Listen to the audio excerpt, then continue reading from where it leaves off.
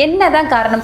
எதற்காக கள்ளழகர் மீனாட்சியோட கல்யாணத்துக்கு வரல? அது எங்களுக்கு இன்னைக்கு தெரிஞ்சே ஆகணும். அதாவது அழகர், அழகர் மலை அப்படின்றது வந்து பாத்தீங்கன்னாக்கா ஒரு பசுமை நிறைந்த மலை. இந்த மலையில வந்து பாத்தீங்கன்னா யம தர்மர் வந்து ஒரு சாபத்தை ஏவி விட்டுறாங்க அழகர் மலையில, யமன் மேல. ஓகே. அப்ப யம தர்மர் என்ன செய்யறாரு, இந்த அழகர் மலையில உட்கார்ந்து தவம் செய்யறாரு. யாரை நினைச்சு? பெருமாளை நினைச்சு. இவர் கண்ணை மூடி மந்திரம் சொல்லிட்டு இருக்கிறத கவனிக்காம, நான் வந்திருக்கிறது கூட தெரியாம நீ இப்படி இருக்க, நீ மண்டோதனா போயிடு. ஓகே. மண்டோதனா நீர்லயும் நிலத்து வாழப்பட தவளையா போயிடு. அப்ப வந்து அவரு எழுந்து, நான் இந்த மாதிரி பெருமாள் மந்திரம் தான் சொல்லிட்டு இருந்தேன், உங்களை மதிக்கலாம் நான் செய்யல, என்ன மன்னிச்சிருங்க, எனக்கு பாவ விமோச்சனை கொடுங்க. அப்ப நீ சைத்திர மாசம் இந்த வைகை நதியில போய் நில்லு, பெருமாள் குதிரையில வருவாரு, உனக்கு அழகரா வருவாரு, வந்து உனக்கு விமோச்சனை கொடுப்பாரு, சாப விமோச்சனை. ஆமா, இதுக்காக தான் அழகர் வந்து வந்தது வைகைக்கு. அழகர் இறங்கத்துக்கு முன்னாதான் எதிர் சேவை, அங்க சிவனும் பார்வதியும் நின்றுட்டு இருப்பாங்க, இங்க அழகர் நின்றுட்டு இருப்பாங்க. அந்த சேவை அதுதான் அவர் தங்கச்சி கல்யாணத்தை பார்க்க வந்தது. பார்த்துட்டாரு. பார்த்துட்டு அந்த ஆத்துல இறங்கும் போது எல்லாம் தண்ணிய வீச்சு அடிச்சு அப்படியே குதூகலமா ஒரு எல்லா பொறிகளையோட செம்பல தீபம் காமிச்சு, ஆமா வாராரு அழகர் வாராரு, எல்லா கிராமத்து பாட்டும் பாடுவாங்க. தண்ணிக்கு அடியில வீரராக பெருமானுக்குள்ள மாலை மாட்டிப்பாங்க.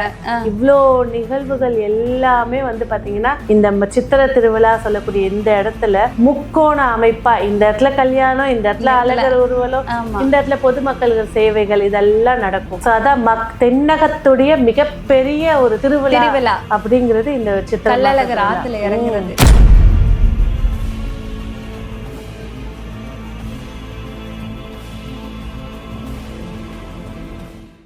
சித்திரை திருவிழால ரொம்ப முக்கியமான நாள் கள்ளழகர் வருது. கள்ளழகர் வந்து அழகர் கோவில்ல இருந்து புறப்படுறது. எப்போ புறப்படுறாரு?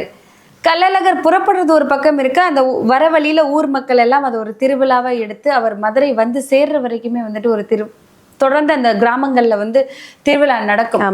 அப்படி அவ்வளவு கஷ்டப்பட்டு நடைப்பயணத்திலேயே வந்து தன் தங்கையோட திருமணத்திற்கு வர கள்ளழகர் ஏன் மீனாட்சியோட கல்யாணத்தை பார்க்க முடியல? என்ன காரணம்? ஏன்னா நிறைய புராணங்கள்ல நிறைய காரணம் சொல்றாங்க. அழகர் வந்துட்டு கல்யாணம், அதுக்குள்ள சொக்கர்நாதரோட கல்யாணம் இங்க நடந்துருச்சு, பாதிலேயே கொண்டு வந்த சீர்வரிசையெல்லாம் ஆத்துல கொட்டிட்டு வண்டியூரை நோக்கி அவர் போயிடுறாரு. அப்படியே போயிட்டு அப்படியே சுத்தி மக்கள் எல்லாம் பார்த்துட்டு அவர் அப்படியே அழகர் கோவில் போயிடுறாரு. அப்புறம் ஒரு வருஷம் கழிச்சுதான் அவர் திருப்பி புறப்பாடு பண்ணி திரும்ப வராரு. அந்த மாதிரி ஒரு புராண கதை இருக்கு. என்னதான் காரணம்? எதற்காக கள்ளழகர் மீனாட்சியோட கல்யாணத்துக்கு வரல? அது எங்களுக்கு இன்னைக்கு தெரிஞ்சே ஆகணும். அதாவது அழகர் மலை அப்படின்றது வந்து பாத்தீங்கன்னாக்கா ஒரு பசுமை நிறைந்த மலை. இந்த மலையில வந்து பாத்தீங்கன்னா யம தர்மர் வந்து ஒரு சாபத்தை ஏவி விட்டுறாங்க அழகர் மலையில, யமன் மேல. ஓகே. அப்ப யம தர்மர் என்ன செய்யறாரு, இந்த அழகர் மலையில உட்கார்ந்து தவம் செய்யறாரு. யாரை நினைச்சு? பெருமாளை நினைச்சு. அவர் தவம் செய்யும் போது திருமால் காட்சி கொடுத்து, இந்த மாதிரி உன்னோட சாப விமோச்சனம் ஆயிடுச்சுன்னு. அப்ப வந்து யம தர்மர் வந்து 2 வரம் கேட்டாரு. ஃபர்ஸ்ட் வரம் என்னன்னா, நீ இந்த இடத்துல அழகரா உட்கார்ந்து, அழகர் மலையில அழகரா உட்கார்ந்து வர மக்களுக்கு நன்மை செய்யணும். 2வது, உன் கையில இருக்கக்கூடிய ஆயுதமான சக்கர ஆயுதம் வந்து எப்போதுமே கிளம்புற நிலையில இருக்கணும். மக்கள் ஐயோ அப்பா அப்படின்னு ஒரு அபய குரல் வந்துச்சுன்னா சக்கரம் உடனே போய் அவங்கள காப்பாத்தணும். இதுதான் என்னோட வரம்னு சொல்லி யம தர்மர் கேட்கிறார். வரவங்க மோட்சத்தையும் நீ ஏற்படுத்தி கொடுக்கணும்னு சொல்லி கேட்டு முடிக்கிறார். அந்த யமன் கேட்டுக்கிட்டது போல பெருமாள் வந்து அங்க அழகரா அவதாரம் எடுக்கிறார். அந்த அழகர் மலையில அவர் இருக்கார். இந்த அழகர் மலையில வந்து பாத்தீங்கன்னாக்கா பெருமாள் வந்து பாத்தீங்கன்னா நின்ற கோலத்திலயும் இருப்பாரு, கூட வந்து பஞ்ச ஆயுதத்துல இருப்பாரு. சங்கு சக்கரம், அந்த சக்கரம் வந்து எப்படி இருக்குமானா நுனியில இருக்குமா, அத சிலையை நுட்பமா பார்த்தா தெரியும். எல்லா இடத்துலயும் வந்து மோதிர மாதிரி இப்படி இருக்கும், இங்க நுனியில இருக்குமா. மக்கள் அப்பா அப்படின்னு ஒரு அபய குரல்னா அது உடனே போய் காப்பாத்துமா. அந்த மாதிரி அழகரை நம்பி வழிபாடு செஞ்சு ஒரு கஷ்டம்னு இருக்கும் போது ஒரு திருமாலேன்னா அது உடனே வந்துருமா, அழகானா வந்துருமா, அப்படி வந்து காப்பாத்துமா. எத்தனையோ பேருக்கு இறப்பு மோட்சத்தை கொடுத்த மலை அது. இந்த அழகர் மலையில வந்து பாத்தீங்கன்னாக்கா அழகர் வந்து போறாரு தங்க கல்யாணத்துக்குன்னு ஒரு புராணம் இருக்கு. ஆனா இதுல வந்து என்னன்னாக்கா அந்த ஊர்ல வந்து ஒரு ரிஷி வாழ்ந்துட்டு இருக்காங்க. அந்த ரிஷி வந்து திருமாலோட பக்த 10 அதிகரிச்சு தான் வந்து தனக்குள்ள ஒரு மந்திர உபதேசத்தை சொல்லிக்கிட்டு இருக்காரு. அப்ப துர்வாச முனி வரார். சட்டுன்னு கோபம் கொள்ளக்கூடியவர் அவர் வந்து அவரோட சிஷ்யர்களோட அந்த ஆத்துல குளிச்சிட்டு இருக்காரு. இவர் கண்ணை மூடி மந்திரம் சொல்லிட்டு இருக்கிறத கவனிக்காம, நான் வந்திருக்கிறது கூட தெரியாம நீ இப்படி இருக்க, நீ மண்டோதரனா போயிடு. மண்டோதரனா நீர்லயும் நிலத்து வாழ கூட தவளையா போயிடு. அப்ப வந்து அவர் எழுந்து, நான் இந்த மாதிரி பெருமாள் மந்திரம் தான் சொல்லிட்டு இருந்தேன், உங்களை மதிக்கலன்னா நான் செய்யல, என்னை மன்னிச்சிருங்க, எனக்கு பாவ விமோச்சனம் கொடுங்க. அப்ப நீ சைத்திர மாசம் இந்த வைகை நதியில போய் நில்லு, பெருமாள் குதிரையில வருவாரு, உனக்கு அழகரா வருவாரு, வந்து உனக்கு விமோச்சனம் கொடுப்பாரு, சாப விமோச்சனம் கொடுப்பாரு. இதுக்காக தான் அழகர் வந்து வந்தது வைகைக்கு. தங்க கல்யாணத்துக்கு வந்தது வந்து ஃபர்ஸ்ட் சொன்ன மாதிரி திருமஞ்சூர்ன்ற ஊர்ல வந்து தைப்பூசத்துல அவங்க கல்யாணம் இருக்கும். அப்ப அவர் வந்து சீர்சனத்தெல்லாம் எடுத்துட்டு வந்து செய்வார். அப்ப அப்படி பார்க்கும்போது பாத்தீங்கன்னாக்கா இந்த மாதிரி வந்து அழகர் வந்து இந்த கொடி எங்க ஏத்துவாங்க மதுரை மக்கள். ஆமா, ஏத்தி 3 நாட்கள் வந்து அந்த அழகர் மலையே சுத்தி எல்லாருக்கும் தரிசனம் கொடுப்பாரு. எல்லாருக்கும் தரிசனம் கொடுத்து, நான் போயிட்டு வரேன், நான் இந்த மாதிரி தங்க கல்யாணத்துக்கு போறேன், இந்த மாதிரி நான் வந்து பயணம் செய்ய போறேன் அப்படின்னு சொல்லி அந்த ஊரு ஃபுல்லா எல்லா மண்டபத்திலயும். இதுல ஒரு முக்கியமான விசேஷம் என்னன்னா, இந்த அழகர் கிளம்பி திரும்ப மதுரைக்கு திரும்ப அழகருக்கு வர வரைக்கும் நம்ம எல்லா கோவில்லையும் சரி, எல்லா தெய்வங்களுக்கும் சரி, தேரோட்டமா இருக்கட்டும், எதுவா இருக்கட்டும், கோவிலுக்குள்ளதான் நெய்வேத்தியம் பண்ணுவாங்க. மக்களோட உணவை வாங்கி கொடுக்க மாட்டாங்க. ஆனா அழகர் மட்டும் பாத்தீங்கன்னா, அவர் அந்த கோவிலை விட்டு வெளியில வந்ததுலேருந்து திரும்ப மதுரைக்கு அழகர் கோயிலுக்கு வர வரைக்கும் வழியில உள்ள மக்கள் கொடுக்குற சாதம் தான் அவருக்கு நெய்வேத்தியம். எல்லா மக்களும் சமம். நீ என்ன ஒரு க்ஷணம் நான் உன்னுக்குள்ள வந்து நிப்ப அப்படின்னு சொல்லியிருந்தவர் அழகர். அந்த அழகர் வந்து எல்லா மக்கள் வந்து என்ன சாப்பாடு வச்சாலும் அது ஒவ்வொரு மண்டபமா போவார். இப்ப ராயர் மண்டபம் போவாரு, தேனூர் போவாரு, எல்லா மண்டபத்துக்கு போற வழியில எல்லாருமே தேங்காய் பழ அர்ச்சனை உடைச்சு அவங்க செஞ்ச நெய்வேத்தியம். ராமராயர் மண்டபம், ஆமா, ராமராய மண்டபம் போகும்போது அதெல்லாம் எல்லா இதுவும் நெய்வேத்தியத்தை அவங்க அங்க வாங்கிதான் கொடுக்கணும். அதான் ஐதீகம். நீ பிராமண, நீ வந்து அப்படிலாம் கிடையவே கிடையாது. ஜாதி மத பேதம் எதுவுமே கிடையாது. எதுவும் அவரே கல்லழகரை நீங்க பாத்துட்டீங்க அப்படின்னா திரும்பி போக மனசே வராது. கல்லழகரோட இது என்னன்னா, அவர் அழகுல மைக்கு பின்னாடியே சுத்த வைப்பாரு. கண்டிப்பா நகர்ந்து போகவே முடியாது. அந்த பல்லாக்குல வச்சு தூக்கிட்டு வரும்போது அவர் மேல தண்ணி அடிச்சு மக்கள் கொண்டாடுற வேற மாதிரி இருக்கும். அது தண்ணி பீச்சு திருவிழா அப்படின்னு சொல்லுவாங்க. அப்ப வந்து பாத்தீங்கன்னா அழகர் வந்து 3 நாள் சுத்திட்டு வராரு. அங்க வரும்போது பாத்தீங்கன்னா வெங்கடாச்சலபதி பிரசன்ன வெங்கடாச்சல அங்க வந்து ஏகாந்த சாந்தி நடத்தி தங்க குதிரையில அழகரை உட்கார வச்சு அலங்காரம் பண்ணி, அதை அலங்காரம் பண்றதுனால தான் அந்த ஊருக்கு பேர் அலங்காநல்லூர். அது அலங்காரம் பண்றதுக்குன்னே இருப்பாங்க. அலங்காரம் பண்ணி அதுல வரும்போது பாத்தீங்கன்னாக்கா அந்த அவர் வரக்கூடிய காலம் அவ்வளோ வெயிலா இருக்குமா. ஆமா, அந்த வெயிலுடைய தூசும் அனலும் அவருக்கு வரக்கூடாதுன்னு சொல்லி அவர் ஆத்துல இறங்கின உடனே எல்லா மக்களும் விரதம் இருப்பாங்களாம். அழகர் வரப்போறாரு, அவருக்கு தண்ணி மேல அடிக்கணும், நம்ம சுத்தமா இருக்கணும் அப்படின்னு சொல்லி விரதம் இருந்து தண்ணியை பீச்சு அடிப்பாங்களாம். அந்த தண்ணி பீச்சு அடிக்கும் அந்த அழகர் இறங்கறதுக்கு முன்னாடிதான் எதிர் சேவை. அங்க சிவனும் பார்வதியும் நின்றுட்டு இருப்பாங்க, இங்க அழகர் நின்றுட்டு இருப்பாங்க. அந்த சேவை அதுதான் அவர் தங்கச்சி கல்யாணத்தை பார்க்க வந்தது. பார்த்துட்டு அந்த ஆத்துல இறங்கும் போது எல்லாம் தண்ணிய வீச்சு அடிச்சு அப்படியே குதூகலமா ஒரு எல்லா பொறிகளையோட செம்பல தீபம் காமிச்சு, ஆமா, வாராரு கல்லழகர் வாராரு, எல்லா கிராமத்து பாட்டும் பாடுவாங்க. ஆமா, அந்த மதுரை வீரனுக்கு எப்படி பாடுவாங்களோ அந்த மாதிரி பாடுவாங்க அழகருக்கு. இவர் வந்து கல்லழகராவே அந்த பல்லாக்குல வருவாராம். ஆமா, கல்லழகர்னா கல்வ வந்து எப்படி இன்னொரு விஷயம், அந்த இது கட்டி அந்த இதுக்குள்ள ஒரு கத்தி இருக்கும். கல்வர்கள் எப்படி ஆடை அணிவாங்களோ அந்த மாதிரி ஆடை அணிஞ்சு அந்த தங்க பல்லாக்குல வருவாராம். அந்த வந்து அந்த இதுல இறங்கி போகும்போது அந்த ஆத்துக்குள்ள போகும்போது தான் வந்து பாத்தீங்கன்னா அங்க இருக்கக்கூடிய வீரராகவ பெருமாள் வந்து ஆத்துக்குள்ள வந்து 2 பேரும் மாலை மாத்திப்பாங்க.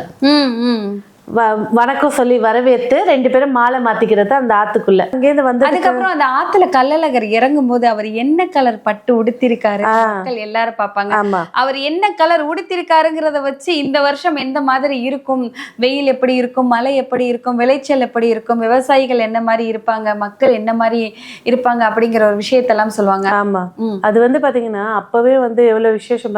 எப்பவுமே அழகர் வந்து பச்சை ஆடை தான் போடுவார். அந்த ராஜாக்கள் போடக்கூடிய அங்கி மாதிரி ஒரு நீட்டு பின்னாடி, அது வந்து இப்ப மல்லு புடவை, மல்லு காட்டன் அந்த அங்கியில தான் அவர் போடுவார். அது என்னன்னா அந்த அழகர் போகும்போது ஆண்டாளோட சேவை நடக்கும். அதுல ஆண்டாள் வந்து ஆண்டாள் சூடிய மாலை, வஸ்திரம், அப்புறம் வந்து தைலம் இதெல்லாம் அனுப்பிச்சு வைப்பாங்க.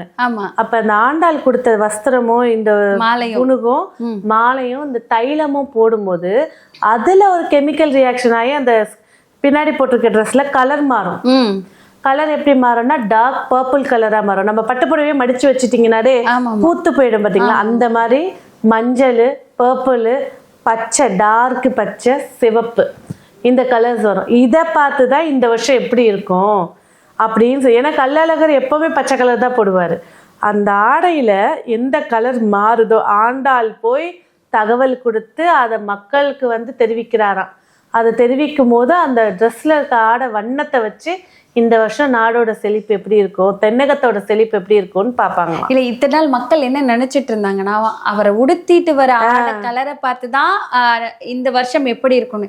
இப்ப மக்களுக்கு தெளிவா தெரியும் அவரோட பின்னாடி இருக்கிற வஸ்திரத்துல அதுல என்ன நிறம் மாறுதோ, அந்த 4 நிறத்துல என்ன நிறம் மாறுதோ அதுதான் வந்து இந்த வருஷம் எப்படி இருக்கும் அப்படிங்கிறது. ஆமா, அதோட வந்து ராமராயர் மண்டபப்படி அங்க மண்டபத்துல போயிட்டு உட்கார்ந்துருப்பாரு. வெயில்ல வந்திருக்காரு, அவருக்கு உப்பசம் அதிகமா இருக்கோட்டு சந்த அலங்காரத்துல உட்கார்ந்துருப்பாரு. சந்தனம் ஃபுல்லா காப்பு போட்டு குளிர்ச்சியா அவரை வச்சிருப்பாங்க. அதுக்கு அடுத்தது வந்து பாத்தீங்கன்னா அங்க உள்ள மக்களுக்கு வந்து சேவை செய்யறது, சேஷம வாகனம் அப்படின்னு சொல்லிட்டு அதுல இருந்து கிளம்புறாரு. அதுக்கப்புறமா கொடுத்ததுக்கு அப்புறமா வந்து பாத்தீங்கன்னா அதோட அங்கே நாகர் வாகனத்துல ஏறி அதிகாலையில ஏறி கிளம்புறாரு. அவரு கிளம்பி போகும்போது பாத்தீங்கன்னாக்கா வைகை நதிக்கரையில சைத்திர மாசத்துல இதெல்லாம் முடிச்சுட்டு ராமராயர் மண்டபத்துல போறாரு. அங்க போய் நைட்டு தங்கும் போது அன்னைக்கு நைட்டு தசாவதார கூத்து நடக்கும். அதுல வந்து பாத்தீங்கன்னா உக்கிரமான வேஷங்கள், நரசிம்மர் வேஷம் அதெல்லாம் போட மாட்டாங்க. அதுல வந்து பாத்தீங்கன்னா மெயினா வந்து பாத்தீங்கன்னா ராமர், கிருஷ்ணர், வாமனன், கூர்ம அவதாரம், மோகினி அவதாரம், இந்த அவதாரங்கள் எல்லாம் விடிய விடிய ஒரு சேவைக்கும் போட்டு அலங்காரம் பண்ணி அதோட புராண கதைகளை பாடி ஆடி இதெல்லாம் மக்களுக்கு காட்டிட்டு இருப்பாங்க. அதுக்கப்புறம் வந்து கடைசியா வந்து மோகினி அவதாரம் போடுவாங்க. அதுக்கப்புறமா அங்கேருந்து வந்து சேதுபதி மண்டபத்துக்கு போவாங்க. அந்த சேதுபதி மண்டபத்துக்கு போகும்போது தண்ட பல்லாக்குனாக்கா ஆனந்த ராஜ பல்லாக்கு ஃபுல்லா தந்தத்திலே இருக்குமா, யானையோட தந்தத்திலே இருக்கும். தண்ட பல்லாக்கு, அந்த தந்த பல்லாக்குல போவாரு. அதுக்கப்புறமா என்ன செய்வாரு, அங்கேருந்து வந்து புஷ்ப வாகனத்துல எல்லா மக்களுக்கும் சேவை செய்வாங்க. எல்லாரும் வந்து வணங்குவாங்க. எல்லாம் முடிச்சிட்டு அங்கேருந்து அழகர் மலைக்கு கிளம்புறாரு. மதுரைக்கு திரும்ப அழகர் அவருடைய கோவிலுக்கு கிளம்புறாரு. கிளம்பி அங்க போனானா அன்னைக்கு நைட்டு வெளியில தான் தங்குவாரு, உள்ள போக மாட்டாரு. வெளியில தங்குனதுக்கு அப்புறமா உற்சவமூர்த்தி சாந்தின்னு நடத்துவாங்க. அது ஏன்னா இவர் இவ்வளவு இடத்துக்கு சுத்திட்டு வந்திருக்காரு, யாராவது அசுத்தமா இருந்திருக்கோம், இவருக்கு ஏதாவது ஒரு இதுவா இருந்திருக்கும், அதெல்லாம் இருக்கிறதுனால உற்சவ சாந்தி பூஜை முடிச்சு அவரை வந்து உள்ள கூட்டிட்டு போய் வைப்பாங்க. இதுதான் வந்து அழகருடைய ஊர்வலம். இல்ல தேனூர்லாம் வரும், நம்ம விட்டுட்டேன். தேனூர் ராமராயருக்கு அடுத்து தேனூர்ல போவாரு. அங்க போயிட்டு எல்லாத்தையும் நாக வாகனத்துல வலம் வருவாரு. இதெல்லாம் சுத்தி 10 நாள் அவர் ஊர்வலம் மாதிரி எல்லா மக்களையும் பார்த்து அதுல கள்ளழகர் வேஷம் போடுவாரு. ஒவ்வொரு நாளைக்கு ஒவ்வொரு வேஷத்துல இருப்பாரு, ஆடைகள் அணிவாரு. கடைசியா அவர் அந்த பச்சை வண்ண ஆடையில தான் அந்த ரிஷிக்கு வந்து சாப விமர்சனம் கொடுப்பாரு. ஸோ இதுல ஆண்டாளையும் பெருமைப்படுத்திருப்பாங்க.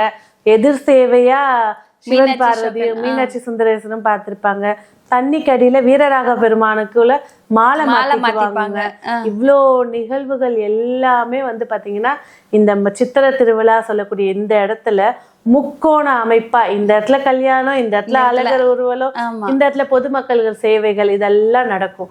ஸோ அதான் தென்னகத்துடைய மிகப்பெரிய ஒரு திருவிழா அப்படிங்கிறது இந்த கள்ளழகர் ஆத்துல இறங்குறது. இவ்வளவு நேரம் கள்ளழகர் எதற்காக வந்து மீனாட்சியோட கல்யாணத்துக்கு வந்தாரா வரலையா, அவர் எதுக்கு ஆத்துல இறங்கினாரு, எந்தெந்த மண்டகப்படியில எல்லாம் இருந்தாரு அப்படிங்கிற ஒரு தெளிவான ஒரு கதை எங்களுக்கு சொன்னதுக்கு நன்றி.